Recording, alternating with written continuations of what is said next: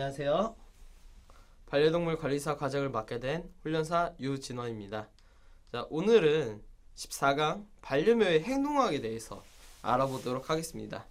자, 우리 반려묘는 어떻게 우리 인간과 생활하게 되었는지, 조상은 어떻게 되는지, 그런 고양이란 어떤 것인지 알아보도록 하고요. 고양이가 보여주는 시그널에 대해서 어떤 의미를 가지고 있는지, 또한 이런 만약에 문제 행동이 일어났을 때는 어떻게 해결하면 좋은지에 대해서 오늘 강의 진행하도록 하겠습니다. 자, 고양이과의 최초의 동물은 이제 프로아일루루스라는 동물이었습니다. 이 동물 같은 경우에는 이름에서 고양이과 동물 이전이라는 뜻을 가진 동물인데요. 아주 먼 3,400만 전, 2,300만 년 전부터 올라가서 유러시아 대륙에 처음으로 출현하였습니다. 자, 우리 이 그래프를 보시면요, 다양하게 계통이 나눠지면서 대형 고양이과 동물에서부터 현대의 우리 옆에 있는 집고양이까지의 많은 변화가 있었다라는 것을 알 수가 있습니다. 많은 고양이과 동물들이 비슷한 시그널을 가지고 있는데요. 예를 들어서 집고양이도 외출을 자주 하게 되면은 집 주변에 스프레이라는 행동을 하여서 자신의 영역과 생활권을 주장하기도 합니다. 마찬가지로 사자 같은 경우에는 스프레이를 통해서 자신의 영역과 사냥터, 생활권 등을 주장하기도 합니다. 물론 가끔씩은 조금씩 다른 특징들이 나타나기도 합니다. 예를 들어서 사자 같은 경우에는 유일하게 고양이과 동물 중에서도 무리를 지어 사냥하는 본능이 조금 있는데요. 이제 다른 동물들 같은 경우에는 고양이과들 중에서는 대부분이 단독으로 사냥을 하고 번식 외에는 같이 붙어 있는 경우가 많지가 않습니다. 자, 오늘 대체적으로 많이 봐야 될 것은 고양이의 시그널들입니다. 이제 반려견과 어떤 시그널의 차이점이 있는지, 아니면은 고양이만의 독특한 시그널이 있는지, 그런 부분들을 조금 알아두어야 되겠죠. 자, 고양이는 뭐 귀라든지 꼬리, 수염, 눈 등을 사용하여서 이제 다양한 시그널을 만들어냅니다. 보통의 시그널들은 그 다음 행동을 예측하는 시그널들이 많이 나타나게 됩니다. 예를 들어서 몸의 중심이 앞으로 가 있다면은 앞으로 가려고 하는, 아니면은 그 앞에 있는 무언가의 대상에 접근하려는 그런 경우에 행동을 많이 하게 되는데요. 근데 이제 보통의 고양이들 같은 경우에는 그런 행동이 아닐 때도 이런 행동을 하여서 이 행동을 보고 관찰하기가 굉장히 어렵습니다. 자, 예를 들어서 귀가 정면에 있으면서 수염이 정면에나 아니면 측면에 향해 있으면은 이제 고양이가 보통은 경계하면서 흥미가 있다라는 것을 알 수가 있고요. 귀가 뒤로 돌아가고 납작해지고 귀가 뭐 수염이 정면이라든지 아니면은 후면에 있다면은 공포를 느끼면서 공격적인 모습을, 그리고 귀가 양옆에 수염은 뺨에 붙어 있다면은 완전히 공포를 느끼고 있다라는 것이 있는데요.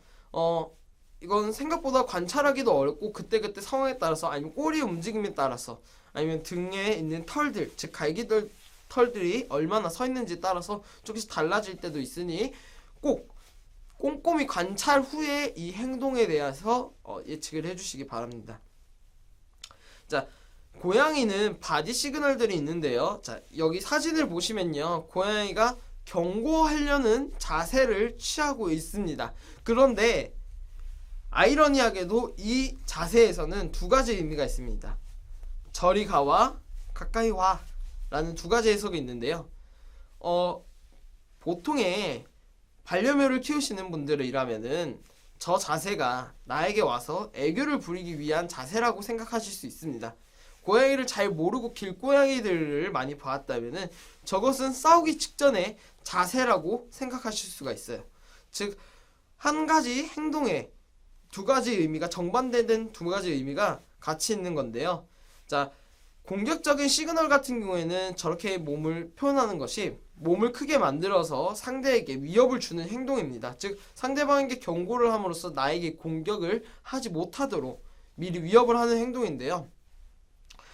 이제 보호자들이 키우는 이 반려묘 같은 경우에는 보호자가 만져줄 때 이와 비슷한 행동을 하게 됩니다. 더욱 자신을 만져달라고 엉덩이를 들고 이제 사람의 손길을 즐길 때 저런 행동들을 취하게 되는데요. 이거는 그때그때 상황에 따라서 많이 다릅니다. 만약에 우리 반려묘가 저런 행동을 하고 나에게 다가온다면은 나에게 만져달라는 시그널이 될 테고요. 만약에 사람을 보고 저런 행동을 하고 다가오지 않고 멀리서 지켜보거나 아니면 소리를 낸다면은 그것은 경고의 행동일 확률이 높습니다. 자, 고양이의 시그널 중에서는 꼬리의 시그널들이 굉장히 많습니다. 많은 분들이 이제 꼬리로 판단하시는 경우가 많기 때문에 이제 꼬리에 대한 시그널들을 조금 가지고 왔습니다. 이제 고양이들 같은 경우에는 꼬리의 움직임이 많으면 많을수록 약간 짜증이 있는 그런 시그널이라고 보시면 됩니다. 이제 꼬리를 살짝 바닥을 치는 행동 같은 경우에는 조금 짜증이 난다. 이제 바닥을 그냥 치는 경우에는 불만이나 경고 등을 표시하게 됩니다. 그리고 이제 꼬리가 약간 올라가다가 꺾여 있고, 즉 N자 모양으로 구부러져 있거나 아니면 낮은 상태에서 휙휙 움직인다면은 굉장히 공격적인 상태이며, 이제 꼬리를 굉장히 마구잡이로 움직이는 경우에는 기분이 좋지 않고 굉장히 공격적인 상황이라는 것을 알아두어야 됩니다. 이제 털이 굉장히 털을 세워서 부풀어진 상태라면은 불쾌감, 즉 불만을 가지고 있고 위협을 받는다고 판단하여서 다시 위협적인 모습을 보여주는 거고요. 자, 등 위로 구부러져 있다. 이건 당장이라도 달려들 준비가 되어 있다는 것을 알 수가 있습니다. 이제 꼬리가 다리 사이에 들어가 있게 되면요, 강아지랑 비슷하게 자신의 생식기를 보호하면서 굉장히 자신이 약해져 있다, 아니면은 복종을 하고 있다 정도로 이해해 주시면 됩니다. 아니면 고양이가 수평이거나 아니면 약간 낮은 상태, 즉 별 문제 없다, 평소와 똑같다 라는 거고요. 세워져 있거나 아니면은 끝이 조금 말려 있다, 이것은 보통 이제 우호적이고 굉장히 기분이 좋고 접촉하는 것에 대해서 흥미가 있거나 원할 때 많이 나타나게 됩니다. 그리고 꼬리를 바짝 들고 아니면 살짝 떨리거나 아니면은 꼬리를 들고 등을 조금 들고 있는 상태에서 나에게 다가온다면 굉장히 기쁨, 아니면은 굉장히 우호적, 아니면은 만지는 것을 원하고 있다 정도로 이해를 하셔야 됩니다. 자, 우리는 이 바디 시그널을 봤을 때는 약간 헷갈리는 내용들도 있고 아니면은 정말 잘 아는 내용들도 있을 것 같습니다.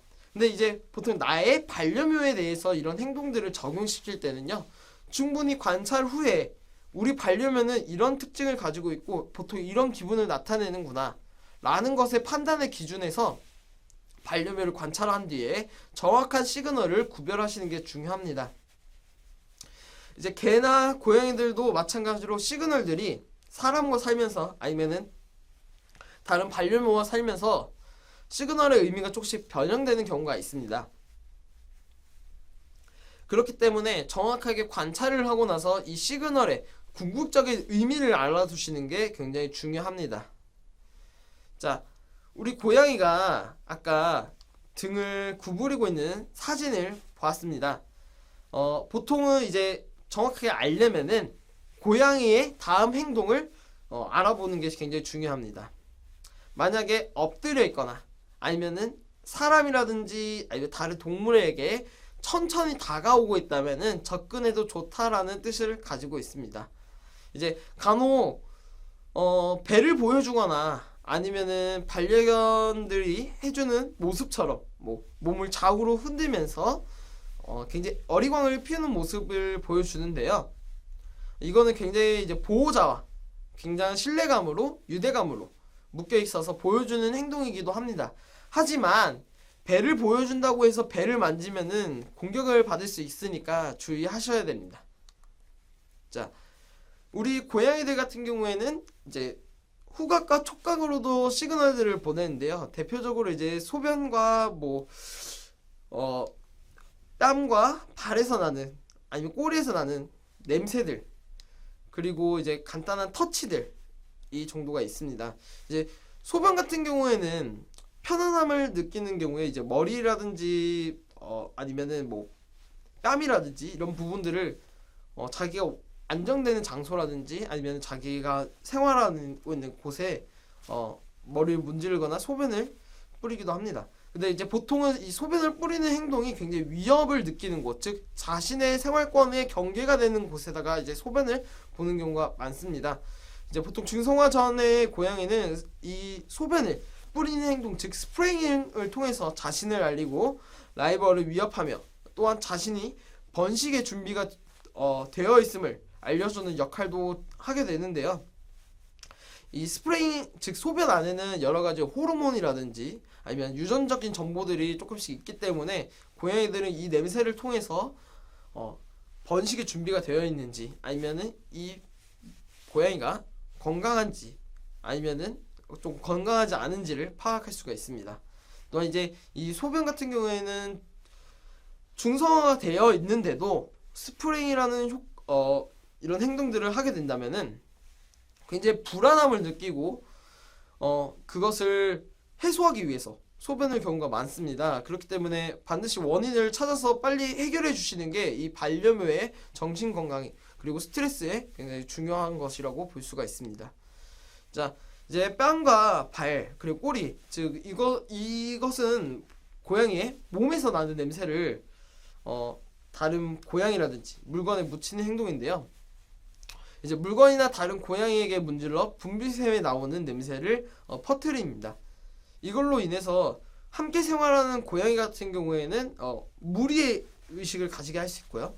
물건 같은 경우에는 이제 분리불안이라든지 이런 거에 대해서 자기가 환경에 적응에 불안함을 조금 감소할 수 있게 해주는 역할도 진행을 합니다. 또한 이제 영역을 표시하며 사회적 유대관계에 형성하는데 굉장히 큰 도움이 될 수 있습니다. 자, 고양이가 소리를 내는 경우가 언제 있을까요? 굉장히 공격적일 때 아니면은 보호자님한테 애교를 부릴 때 다양하게 소리를 내는 경우가 많습니다. 근데 보통은 대부분은 자신의 영역에 들어온 침입자를 내쫓기 위해서 위협하는 소리를 내게 되는데요. 이제 집고양이 같은 경우에는 높은 소리로 짧게 내는 소리는 흥분했거나 아니면 이제 무언가를 요구할 때 애원하는 소리지만 길게 끌면서 낮은 소리는 굉장히 불쾌함을, 즉 자기한테 오는 그 행동들에 대해서 불쾌함을 나타내는 경우를 뜻하게 됩니다. 이제 고양이를 키우시거나 아니면 고양이를 한 번이라도 접해보신 분들이라면 아실 겁니다. 약간 갸르릉 하는 그런 소리를 낼 때가 있습니다. 특히 이제 사람이 만져줄 때 그런 소리를 내는데요. 이것은 이제 만족감을 나타낼 때 많이 표현을 하게 됩니다. 그런데 예상외로 아프거나 불안할 때도 이제 스스로를 위로하는 소리이기도 합니다. 그렇기 때문에 상황에 따라서 이 소리에 대해서 어떤 행동인지 어떤 식으로 소리를 내는지도 판단을 조금 하셔야 됩니다. 우리 고양이들 같은 경우에는 많은 분들이 집안에서만 생활하다 보니까 고양이에 대해서 사회화를 굳이 시킬 필요가 없다라고 생각하시는 경우들이 많습니다. 하지만 고양이들이 사회가 반드시 필요한데요. 왜냐하면 이제 동물병원이라든지 아니면은 호텔링이라든지 이런 다양한 이유로 반려묘를 다른 사람에게 잠시라도 맡겨야 되는 상황에 따라서 우리 반려묘가 적응하는 데 굉장히 시간이 오래 걸리기 때문에 이 사회화를 충분히 진행한다면은 환경의 변화에 의해서 크게 불안함 없이 잘 생활할 수 있을 겁니다. 자, 고양이의 사회화는 조기에 미리 진행시키는 게 좋은데요. 아주 어린 키티 때 진행하는 게 좋습니다. 이 아직 많이 어릴 때 키티의 고양이들 같은 경우에는 새로운 사람이라든지 고양이, 개와 같이 주변에서 흔히 볼 수 있는 동물이라든지 사람이라든지 사물을 만날 수 있는 기회를 굉장히 많이 주는 게 좋습니다.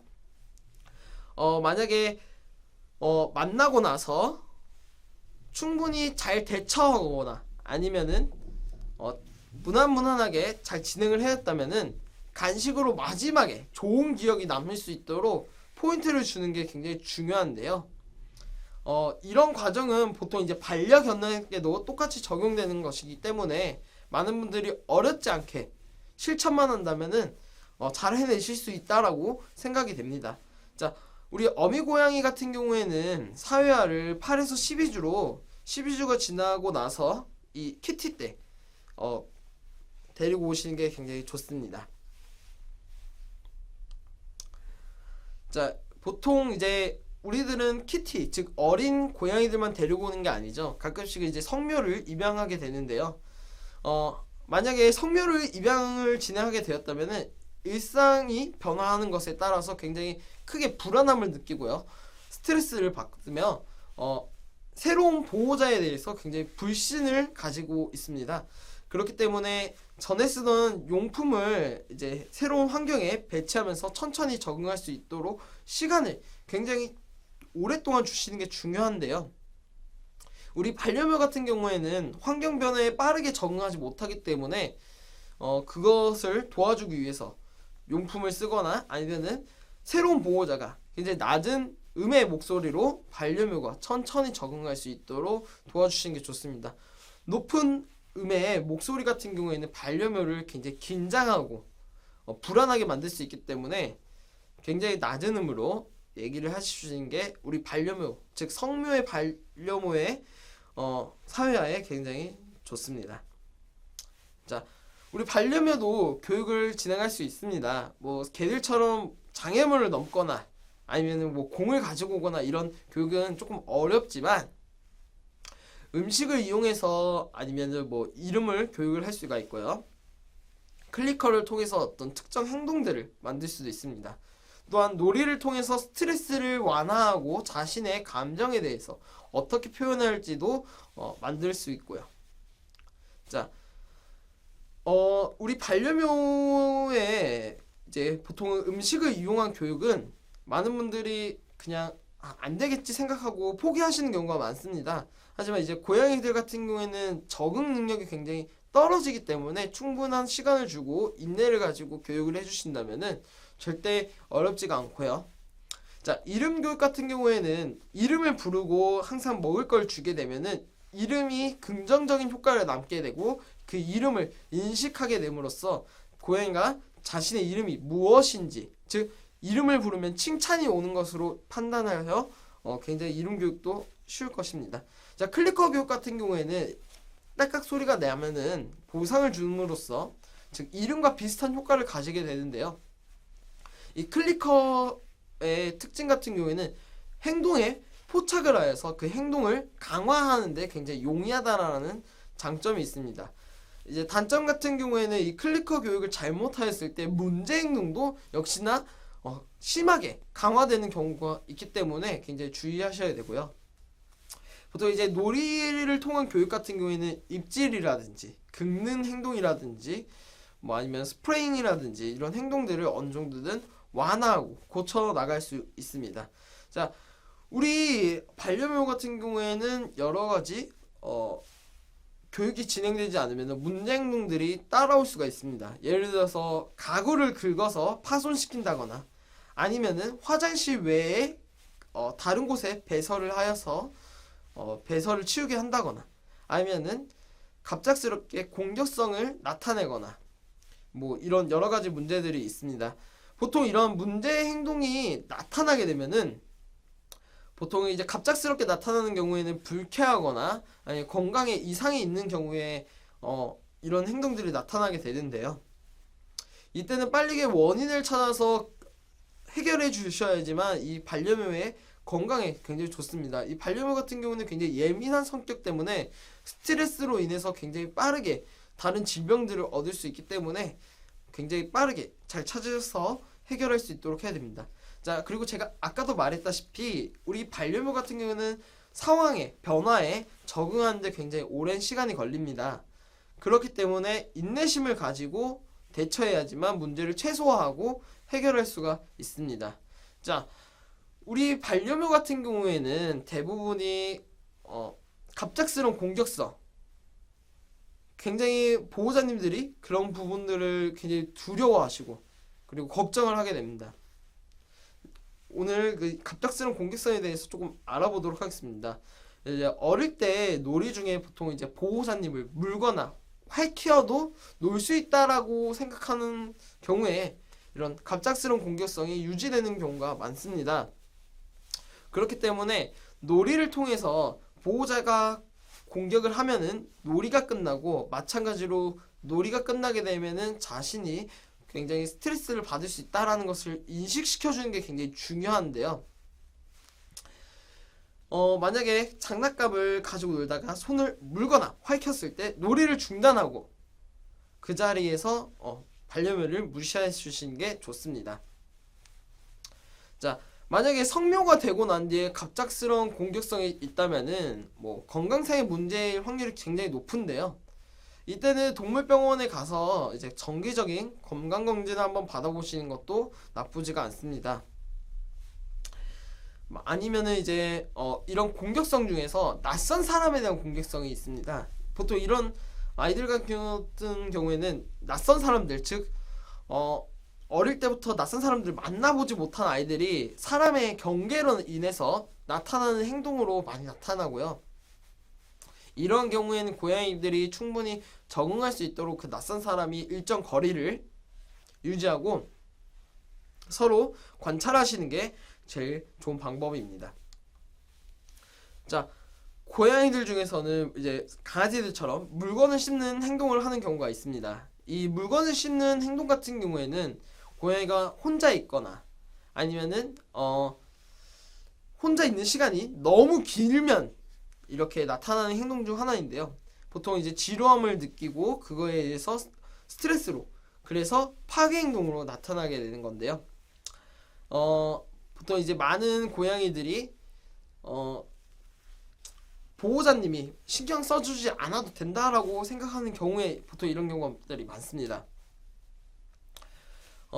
충분히 놀아주시면은 이런 문제 행동들이 많이 완화되고요. 또한 새로운 반려묘를 데리고 옴으로써 어느 정도 해소할 수 있지만, 이 반려묘 같은 경우에는 아까도 말했다시피 환경 변화에 굉장히 적응이 어렵습니다.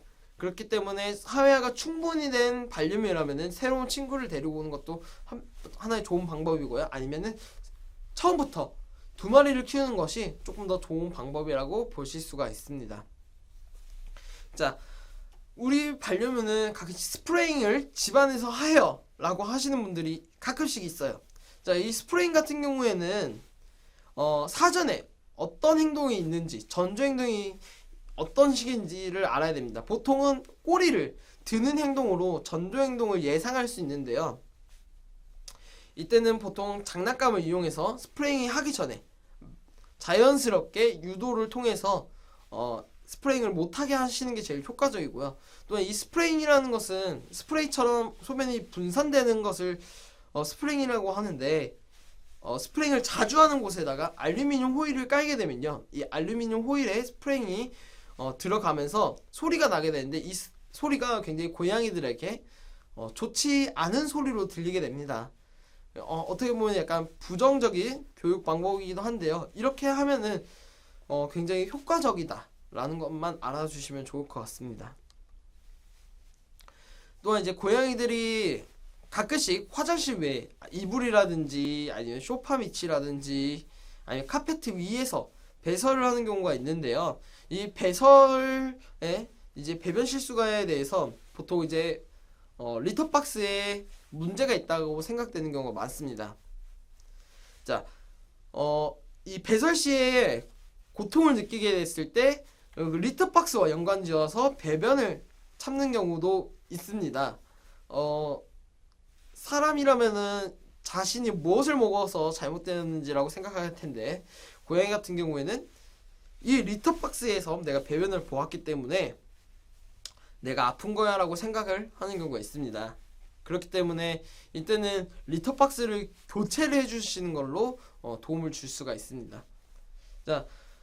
또한 리터박스가 환기가 잘 되지 않을 경우에는 이 냄새가 굉장히 많이 올라오는 이 화장실 구조상 화장실이 더럽다고 판단하여서 밖에서 볼일을 보는 경우가 있습니다. 그렇게 되었을 때는 환기가 잘 되는 리터박스를 교체를 해주시는 게 효과적이고요. 또한 가끔씩 오히려 리터박스가 교체되어서 낯설게 느껴져서 이 화장실 이용을 거부하는 경우도 있습니다.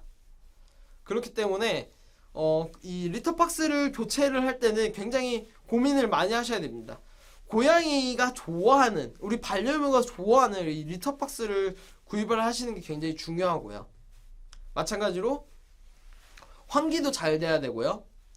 그리고 들어갔다 나오는 것도 용이해야 되며, 리터박스 안에 있는 뭐 모래라든지 아니면은 뭐 배변 유도제라든지 이런 거를 어떻게 설치를 하냐도 이제 하나의 중요한 관건이라고 볼 수가 있습니다.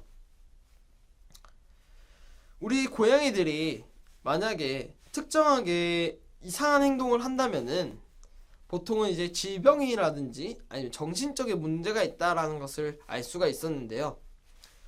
우리 고양이들 같은 경우에는 질병에 걸렸을 때는 어떤 행동을 하는지 알아보도록 하겠습니다. 자, 첫 번째는 무기력해지고 숨을 굉장히 빠르거나 느리게 쉽니다. 이 호흡이 빠르거나 느린다는 것은 폐에서라든지 아니면 심장에 문제가 있다는 거고요. 무기력하다는 것은 식음을 전폐했다라는 것을 볼 수가 있습니다. 또한 이제 재채기나 기침을 자주 하게 된다면은 감기라든지 아니면 콧물이 코에 막혀서 나타나는 현상일 수도 있고요. 그리고 이제 심하게 한 부위를 핥는 경우가 있습니다. 보통 이제 그쪽 부분에 상처가 있거나 가려움을 느껴서 그런 행동을 하는 거고요. 그리고 이제 대변이라든지 소변에 아니면은 뭐 추가적으로 나오는 부산물들, 뭐 고양이가 구토를 하면서 나타나는 뭐 캣볼이라든지 뭐 이런 거, 그런 게 보통 이제 피가 섞여 나오게 되면은 이제 문제가 있다라는 것을 이해하시고 병원에 가시는 게 좋고요. 다리를 절거나 몸이 뻣뻣하거나 잘 뛰어오르지 못한다면은 이것도 역시 척추라든지 다리 쪽에 질환이 생긴 것일 수 있으므로 병원에 가시는 게 좋습니다. 또한 이제 갑작스러운 체중 변화, 복부 팽창, 식욕의 변화, 갈증이 증가, 배변 문제, 가려움, 비정상적인 분비물 생성, 털의 변화 등 다양하게 이제 이 고양이가 어떤 행동을 하냐에 따라서 문제 행동인지 아니면 질병에 대한 행동인지를 아셔야지만 이 원인을 구체적으로 해결할 수 있는 겁니다. 자, 오늘 고양이의 행동학에 대해서 알아보았습니다.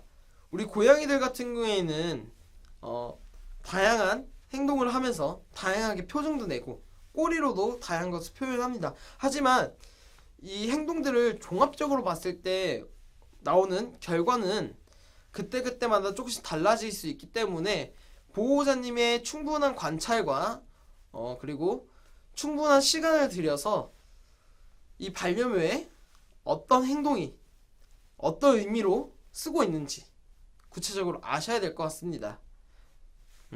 오늘 강의는 여기까지 진행하도록 하겠습니다. 감사합니다.